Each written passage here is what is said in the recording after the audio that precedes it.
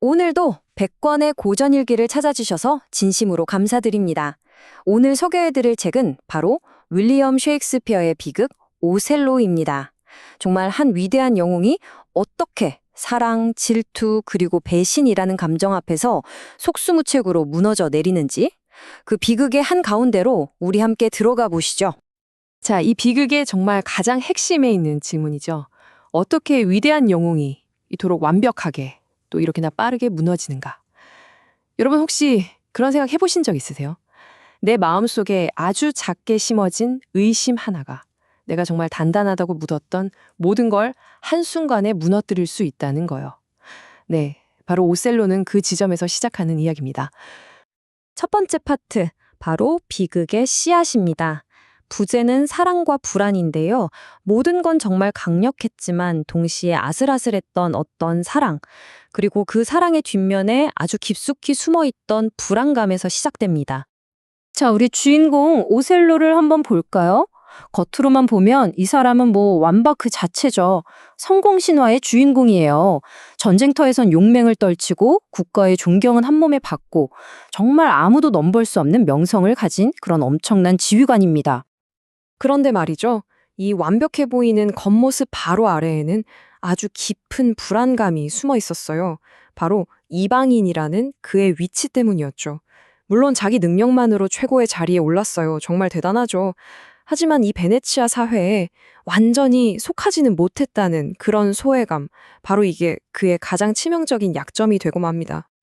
여기서 진짜 흥미로운 게 뭐냐면요. 두 사람의 사랑은 정말 순수했다는 거예요. 그런데 시작부터 외부 세계의 편견, 불신, 이런 엄청난 시험대에 오르게 됩니다.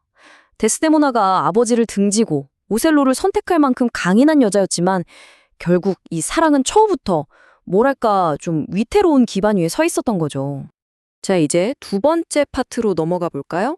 바로 악의 설계입니다. 그리고 이 설계자는 이 비극의 진짜 촉매제이자 문학 역사상 아마 가장 교활한 악인 중 한 명으로 꼽히는 인물 이아고입니다.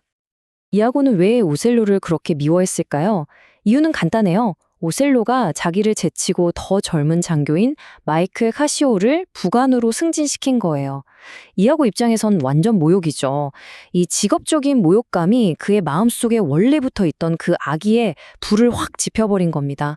그리고 이게 정말 파괴적인 복수심으로 활활 타오르게 되죠. 이아고의 계획을 보면요. 진짜 소름이 돋을 정도로 치밀합니다. 그는 희생자들의 가장 좋은 점, 가장 큰 미덕을 무기로 써요. 예를 들면 데스데모나의 순수하고 착한 마음씨, 그리고 카시오의 성실함 같은 것들이요. 바로 이걸 이용해서 그들을 파멸로 이끌죠. 이렇게 선한 마음을 악의의 도구로 바꿔버리는 능력. 야, 이게 바로 진정한 악의 설계가 아닐까 싶습니다. 이아고는 조심하십시오, 장군님, 질투를. 이렇게 말하면서 마치 친구로서 진심으로 걱정해주는 척 연기하잖아요. 정말 교묘하게 포장해서 오셀로의 마음에 의심의 씨앗을 탁 심어버립니다. 이 대사는 그냥 경고가 아니에요. 이건 오셀로의 마음속에 갇혀있던 질투라는 괴물을 풀어놓는 주문이나 마찬가지죠. 바로 이 장면이 모든 파멸의 시작을 아주 선명하게 보여주는 겁니다. 자, 세 번째 파트입니다. 제목부터 무시무시하죠. 괴물, 질투, 부제는 인간 오셀로의 분괴입니다. 이제 그 위대했던 장군, 인간 오셀로가 심리적으로 어떻게 완벽하게 무너져 내리는지 그 과정을 한번 따라가 보겠습니다. 이아고가 던진 거짓말은 마치 열쇠 같아요. 어떤 열쇠냐면 오셀로가 자기 마음속 가장 깊은 곳에 숨겨뒀던 두려움의 문을 여는 열쇠죠. 자신의 인종, 나이, 그리고 내가 과연 데스데모나의 사랑을 받을 자격이 있는가 하는 그 불안감의 문을 활짝 열어 젖힙니다. 결국 오셀로의 이 불안감은 이아고에게는 정말 완벽한 먹잇감이 되어버린 거죠.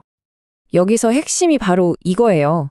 우리가 알던 그 이성적이고 고결했던 장군은 그냥 온데간데 없이 사라져버립니다. 그리고 그 자리에는 통제 불가능한 분노와 아주 뿌리 깊은 불안감에 눈이 먼 한 남자가 남게 되죠. 말 그대로 오셀로라는 사람의 정체성이 송두리째 흔들리고 완전히 다른 사람으로 대체되는 순간입니다. 여러분, 한번 생각해 보세요. 오셀로의 전세계, 그가 목숨과도 바꿀 수 있다고 맹세했던 그 깊고 위대한 사랑이 고작 손수건 하나, 딱 하나의 잘못 놓인 물건 때문에 완전히 산산조각이 나버리는 거예요. 이건 결국 그의 사랑이 겉보기와는 다르게 얼마나 취약한 기반 위에 서 있었는지를 보여주는 너무나도 비극적인 증거 아닐까요? 그리고 결국 그는 스스로 내린 판결을 집행하고 맙니다. 이게 참 무서운 게 오셀로는 자기가 지금 정의를 실현하고 있다고 굳게 믿어요. 더럽혀진 명예를 회복하는 일이라고요. 그런 확신 속에서 너무나도 비극적으로 아무 죄 없는 아내를 자신의 손으로 살해하게 되는 겁니다. 자, 이제 마지막 네 번째 파트, 비극을 넘어서입니다. 주제는 셰익스피어의 통찰인데요. 이야기는 여기서 끝나지 않아요. 그렇다면 셰익스피어가 이 끔찍한 비극을 통해 우리에게 진짜 보여주고 싶었던 건 뭘까요? 그 진정한 통찰은 과연 어디에 있을까요? 모든 게 끝나고 난 마지막 순간, 드디어 모든 조각이 맞춰집니다. 이아고의 아내 에밀리아의 폭로로 이 모든 악행의 전모가 사람들 앞에 적나라하게 드러나죠. 진실은 언제나 그렇듯 가장 끔찍하고 돌이킬 수 없는 대가를 치른 뒤에야 그 모습을 드러냅니다. 자신이 무슨 짓을 저질렀는지 그 감당할 수 없는 진실과 마주하게 된 오셀로는 결국 사랑하는 데스데모나를 죽였던 바로 그 손으로 자신의 삶을 끝내죠. 어쩌면 그게 그가 할 수 있는 유일한 속죄의 방식이었을지도 모르겠습니다. 그런데 여기서 이런 질문이 생기죠. 아니, 400년도 더 된 이 이야기가 왜 지금 우리에게도 이렇게 강력하게 다가오는 걸까요? 이 질문이야말로 우리를 셰익스피어의 천재성, 그 핵심으로 이끌어줍니다. 오셀로가 왜 단순한 복수국 그 이상인지, 그 답은 바로 인간 심리에 대한 셰익스피어의 깊고도 날카로운 탐구에 있습니다. 한번 비교해 볼까요? 만약 이 이야기가 요즘 흔히 보는 자극적인 드라마였다면 아마 그냥 충격적인 사건들, 과장된 갈등, 이런 외부적인 것에만 집중했을 거예요. 그렇죠. 하지만 셰익스피어는 차원이 다릅니다. 우리에게 외부 사건 너머에 있는 우리 인간 내면의 깊은 심연을 들여다보게 하는 그런 엄청난 심리적 깊이가 담긴 걸작을 선물한 거죠. 그러니까 정말 중요한 포인트는 이거예요. 이 작품이 400년이 넘도록 계속 읽히고 공연되는 이유는 이게 그냥 남의 얘기가 아니기 때문입니다. 우리 모두의 마음속에 있는 그런 보편적인 약점과 두려움을 그대로 비춰주는 거울 같은 역할을 하는 거죠.